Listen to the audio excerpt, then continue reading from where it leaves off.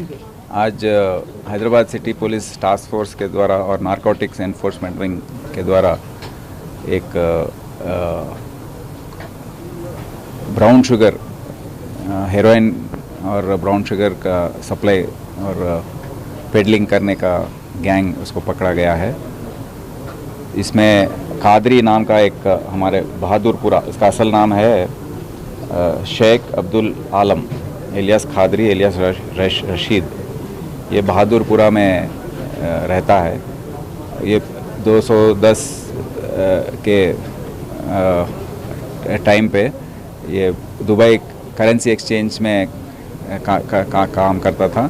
उसके बाद उसको DRI वालों ने पकड़ लिया, अरेस्ट किया उसको, और उसके बाद ये बिस्किट्स का बिज़नेस शुरू किया। बिस्किट्स हैदराबाद से बॉम्बे ले जाना और यहाँ लोकल एरिया में बेचना।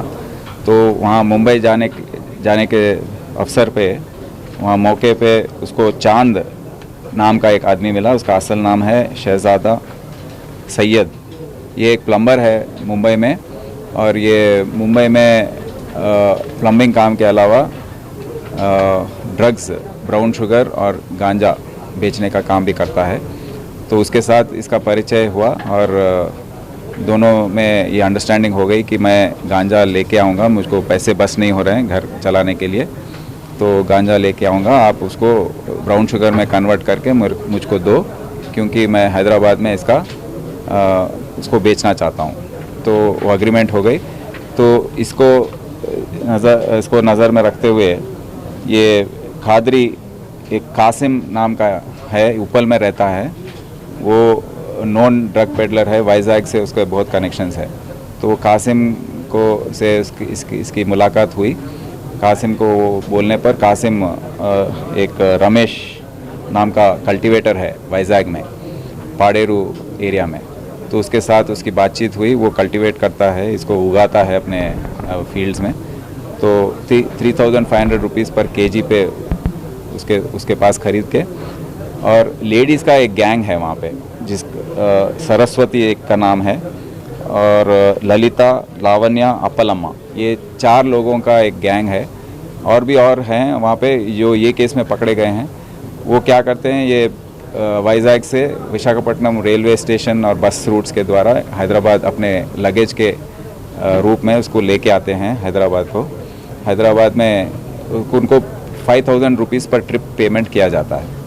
तो ये खादरी के पास पहुंचने पे खादरी इसको 8000 रुपये पे कासिम खादरी को बेचता है। खादरी इसको 12000 रुपये पर kg पे चांद को बेचता है मुंबई में। चांद के पास ले जाकर ट्रांसपोर्ट में उसको बेचता है, और उसके पास 1 gram of brown sugar at 1100 rupees, मतलब 1100 रुपये 1 ग्राम ब्राउन शुगर का पे एक्सचेंज करता है उस पर। तो 10 ग्राम का होता है 11000। तो ये 1 kg और वो 10 ग्राम का उसका कंपैरिजन हो जाता है। तो वो ब्राउन शुगर लेके आके यहाँ पर उसका एक शहीद कमाल है, उसका पेडलर है, जो इसकी यहाँ बांटता है उसको। तो कमाल को वो बेचता है 5000 से 7000 के रुपए पे। तो उसके बाद वो और दूसरे लोगों को 10,000 तक, 8,000 से 10,000 तक उसको बेचता है। तो इसमें आप देख रहे हैं कि काफ़ी प्रॉफिट होता है इनको, और उसके वजह से यहाँ पर कंजम्पशन भी कंट्रोल नहीं हो रहा है। तो इसीलिए इन सबको अरेस्ट किया गया है ये गैंग को डिटेक्ट करने में। और ये बीच आप देखे हैं कि हैदराबाद एयरपोर्ट में 10 दिन में 4 बड़े बड़े सीजर हुए हैं। 14 kg हेरोइन, जिसका वर्थ है 125 करोड़, 125 करोड़ का कोकेन CCI 4 लोगों से 4 डिफरेंट ट्रिप्स में। तो हर तरीके से लेकर आ रहे हैं अपने पेट में, इसको स्वॉलो करके पेट में लगा कर लेके आ रहे हैं पिल्स के रूप में, नहीं तो बैग्स में एक कंपार्टमेंट्स में लगा कर लेके आ रहे हैं। तो इसका क्या है कि यहाँ पर लोकल डेड एंड पे पहुँच रहा है इन्वेस्टिगेशन। तो ये किसको देना है, वो आदमी जो है रिसीवर जो ये देश में है, उसका समाचार ये सेंट्रल एजेंसीज को नहीं मिल रहा है। लाइक DRI लोग पकड़े हैं, इसका फर्दर इन्वेस्टिगेशन नहीं हो रहा है। तो इस केस में भी चांद को देने वाला एक आदमी है, उसका नाम है महेश एलियास रईस। वो मुंबई में हमको मिला नहीं है। तो हम सोच रहे हैं कि ये जो बड़े बड़े सीजर्स हो रहे हैं एयरपोर्ट में और ये जो छोटे सप्लाईज हो रहे हैं इस तरीके से, और वो रईस जैसे महेश जैसे आदमियाँ जो हैं उनके द्वारा ये मिसिंग लिंक हमको मिल जाएगा, तो हम उसको ज़रूर पकड़ेंगे। और ये जो कोऑर्डिनेशन की ज़रूरत है, बहुत एजेंसीज़ हैं इसमें, करीब करीब 10 एजेंसी इसमें मिलके काम करने की ज़रूरत है। वो है NCB, national narcotics control bureau, DRI, enforcement, ED, enforcement directorate, IB, customs, CISF, local police, CI cell और ड्रग एनफोर्समेंट विंग, ये सब मिलकर काम करेंगे। एक मीटिंग लगाएंगे हम जल्द में, और इसका हम कैसा कोऑपरेट करना, कैसे कोऑर्डिनेट करना, इसके बारे में सोच रहे हैं। और एक आज हमने किया है कि 3 प्राइवेट एजेंसी से हमने एमओयू साइन किया है रिहैबिलिटेशन के लिए। ये हैं Asha group of hospitals, Phoenix rehab services private limited, Amrita foundation society.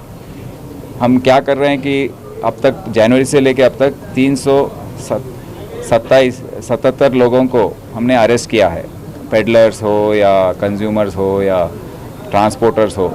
पर ये जेल में जाकर बाहर आने के बाद क्या कर रहे हैं उसके बारे में हमको पता नहीं है, समाचार नहीं है।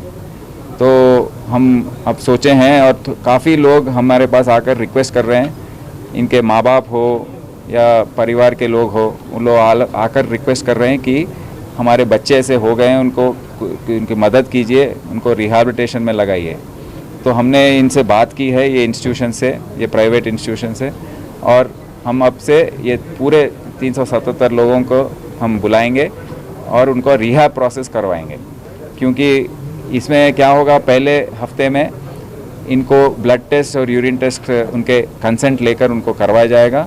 उसके बाद 2 दिन में 2 बार उनकी काउंसलिंग होगी, साइकोथेरेपी होगी, फिर 1 महीना चलेगा। उसके दूसरे महीने में हफ्ते में 1 बार काउंसलिंग होगी, फिर रूटीन में हर हफ्ते इनके टेस्ट होंगे। और इस पर हम निगाह कड़ी नज़र लगाएंगे और 1 साल तक हम इनको वॉच करेंगे कैसे ये लोग बिहेव कर रहे हैं। क्योंकि 1 साल तक देखने से इनका ये डी एडिक्शन हो जाएगा ज़रूर। उसके बाद हम थोड़ा इसके बारे में कि ड्रग ये नहीं ले रहा है उसके बारे में हम थोड़ा सेटिस्फाइड रहेंगे। सर, आप ये अभी कॉमन पब्लिक जो ड्रग एडिक्टेड लोग हैं, जिनके माँ बाप अभी सफ़र कर रहे हैं, उनको क्या मैसेज देना चाहते हैं, जिन लोगों को जहाँ के आपके नज़र तक नहीं आए, वो लोग उनके बेटे रहते हैं, कई लोग ड्रग एडिक्टेड, उनको क्या मैसेज देना चाहता है हैदराबाद पुलिस के तरफ से? मैं हैदराबाद सिटी पुलिस की तरफ से हर माँ बाप को ये कहना चाहता हूँ कि अभी काफ़ी अभी कंट्रोल हुआ है हैदराबाद सिटी में। जो हालात थे 5-6 महीने पहले, ये वज़ीर आला के आदेश से जो मीटिंग लगाए हैं, उसके बाद हमने काफ़ी इसका मजबूत कर दिया एनफोर्समेंट। ये एनफोर्समेंट के बाद अभी लोग डर रहे हैं कंज्यूम करने में, बट जो भी हैं, जो बच्चे बाहर जाकर अपने दोस्तों के साथ पार्टी कर रहे हैं, शराब पी रहे हैं, फिर उसके बाद ड्रग एडिक्शन के तरफ जा रहे हैं, तो मैं ये रिक्वेस्ट करता हूँ कि आपके बच्चों पर जो बाहर जा रहे हैं पार्टीज़ के लिए, ज़्यादातर पार्टीज़ में जाने से भी नुकसान हो सकती है, तो उन पर कड़ी नज़र रखें और उनको वॉच करते रहें कि कहाँ जा रहे हैं, कैसे दोस्तों से मिल रहे हैं, क्या क्या कर रहे हैं, कितने बजे आ रहे हैं रात में। और उनके बिहेवियर पैटर्न्स में, अगर वो बच्चे ज़्यादा सो रहे हैं दिन में, मतलब रात भर जाग कर दिन में ज़्यादा सो रहे हैं, और तो आप समझ लीजिए कि कुछ गलत है, और इमीडिएटली उनको डॉक्टर के पास ले जाना, टेस्ट कराना, ये सब करने की ज़रूरत बहुत है। क्योंकि एक बार अगर एडिक्शन हो गया, उसको आदत पड़ गई, तो इससे निकलना मुश्किल है। वो भी एक आपके परिवार में पूरा उसके बाद दुख ही देखना पड़ेगा आपको। तो मैं माँ बाप से ये कहता हूँ, उनसे गुजारिश करता हूँ कि आप सख्त रहें बच्चों के साथ, उन पर कड़ी नज़र रखें, और कहाँ जा रहे हैं, किससे मिल रहे हैं, कौन है दोस्त, इन पर ज़रूर समाचार निकाल के उस पर नज़र रखने की मैं गुजारिश करता हूँ। धन्यवाद।